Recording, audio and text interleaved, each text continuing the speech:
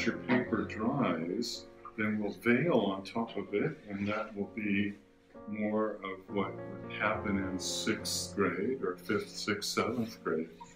So you get kind of a broad range here. Painting is as much about the brush and the paint and the paper and the wetness or dryness of the paper. If it has a sheen, it's just right. If there's pools of water that run when you tilt your board, too much water. So you want to sort of take that layer off, and that's what the little sponge is for. So if you held it to the light and still see a sheen, you're just right. And you want to get any bubbles out of it. So if you have a bubble, move from the bubble out to the edge.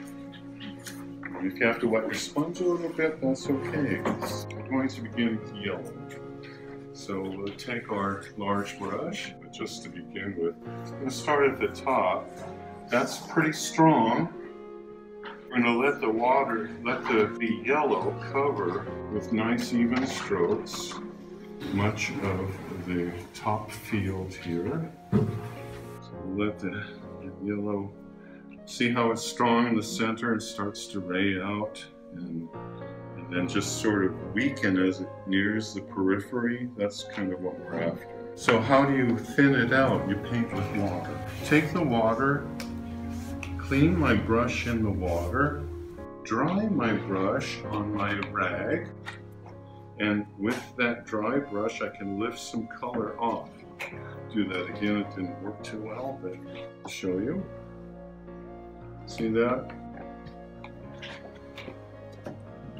Clean the brush, dry the brush, lift off some paint.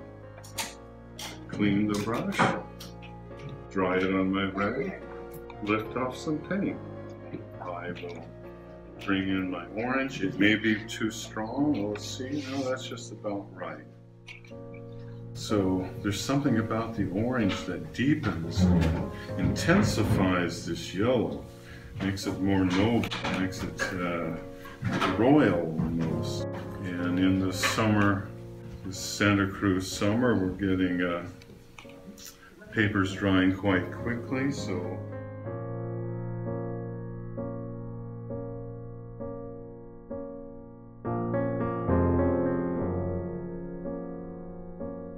too red.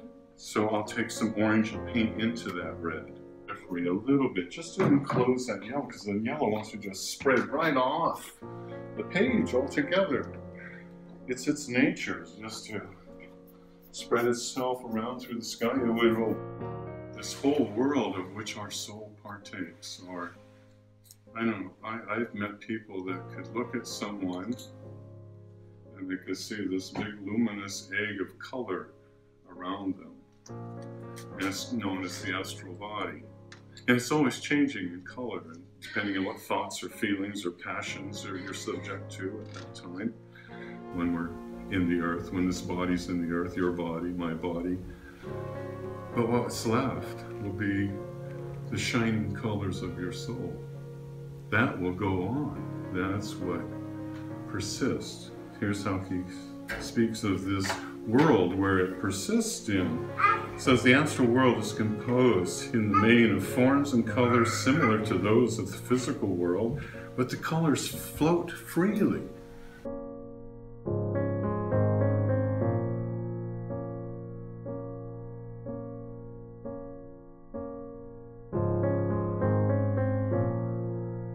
I'll have to sort of demonstrate here. Sit down here and have you gather around, but just to begin with.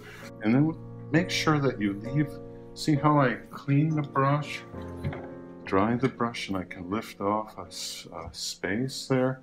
That's maybe where I'll put an animal or something like that, or a cactus, or whatever it might be. All right. I'm going to give you a little bit of this burnt sienna. It's a combination of raw sienna and burnt sienna. These are Stockmar paints. This is tube mineral paints from Winsor Newton. So So this is, I started introducing those things with 7th and 8th graders, the tube paints and the mineral paints. So I can bring in a little bit of this. Notice how this just blends so well into the orange and the yellows. It just, in fact, if you take a raw sienna or a raw umber, if you get it light enough, it can actually become an atmospheric yellow, you know, where you deepen a yellow. So it's something. So we'll probably do this stage. You can kind of see how it goes here, and maybe lift out some paint and get a little bit of interest into this landscape here. So look, I'm just making a little S shape. It's not really a pathway or a roadway, but maybe it's a wash where water had run through and left its tracks and left its trails. So also, I'm avoiding very much making sharp edges yet, except right along there. See, that's a hard edge and that's a soft edge. And if I have a hard edge, it's best to leave it soft at first. I can just take the water, paint over it, and now soften that edge. So here's what's called a bloom, and I can just again do the same thing, just sort of very, very lightly grazing the brush over, you know, soften that and smooth it out. I'm not going to do too much more. That's phase 1. So why don't we do phase 1? In the meantime, it'll dry even more, where we can then take the detail brush and start coming in and making where the buffalo roam and home on the range, or whatever. If you feel impelled to say, well, I really want to do an African savanna, then fine.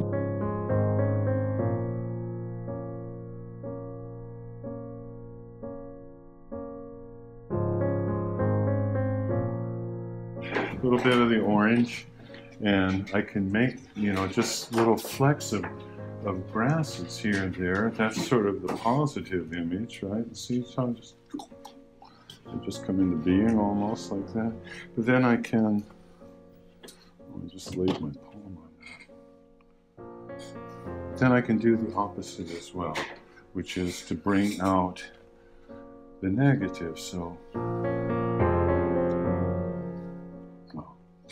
it's still moving around quite a bit, but okay, so here's, bring kind of an outline here, and then let this fade out. My board's too wet really to do this very effectively, but you can certainly see on the example that I hung up there that, now look, I'll just make all of that blend in with the big brush, see that?